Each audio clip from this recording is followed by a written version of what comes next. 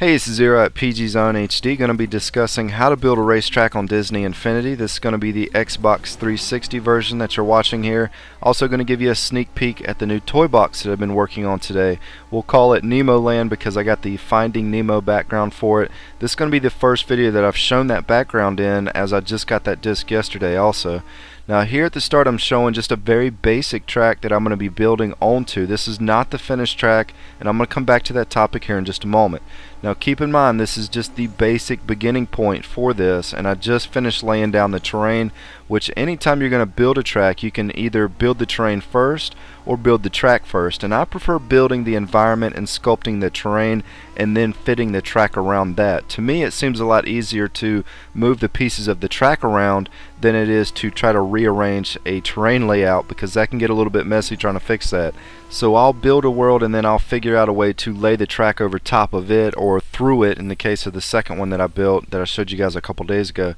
So let's go ahead and get down to business. This was my first experience in trying to create a track that I could race against the computer on, and first and foremost you have to build the track in one complete piece. It can't have any breaks in it, no parts of the track where you jump from the top of the track and then land on the bottom. It all has to connect. It's got to be one solid piece. Next, you'll need the track start piece that has the finish line above it. You can't do anything without that, and I'm pretty sure you need to spend for that in the toy vault. If I remember correctly, that's where mine came from. So save up your spins, shuffle those pages until you see it. You can't miss it because it's got a big red checkered flag that goes across the top of a very long track piece in the photos, so you will see that when it pops up. Now someone commented that your track cannot have any height changes, as in it has to be on flat ground all the way through. And that's kind of false, but it's also kind of true. And what I mean by that is I was able to use some slope track pieces that elevated up and down. My track is not one flat piece, and I was able to get the computer AI cars to race me on there. But once I went back and tried to extend the track further down the map, once I was ready to double its size, it just would not allow me to use those slope pieces anymore. I wasn't getting the yellow line indicator that the two track pieces were matching up together, even when they were definitely connecting. So I was able to initially add some slope pieces, but then for whatever unknown buggy reason it decided it wasn't going to allow me to do that anymore. So use those at your own risk. That could mess everything up.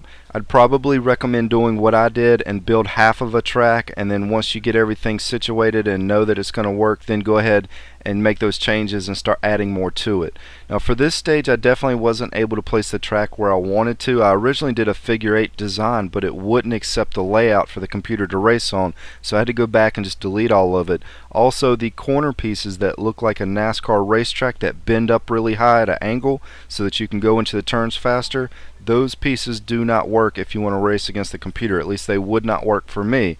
I could not get the yellow line indicator that the pieces were matching up on any of those at any point in time, no matter how much I tried or tested with that.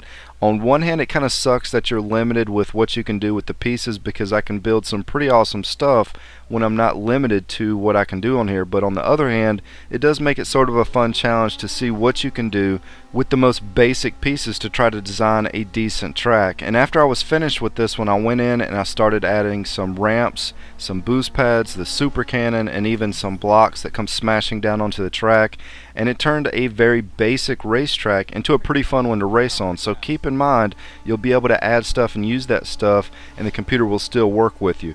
And that's pretty much everything that I know about building a track so far. I already know I'm going to get some questions asking why certain things don't work with it, or why your track doesn't work but mine does. Those are probably not going to be questions that I can answer, but I'll be sure to keep you guys posted on anything that I figure out with this stuff, because I am going to be building plenty more of these tracks. I may do an advanced tips video once I get more of it sorted out, but that's going to be your basic tips for just getting the computer to work on here.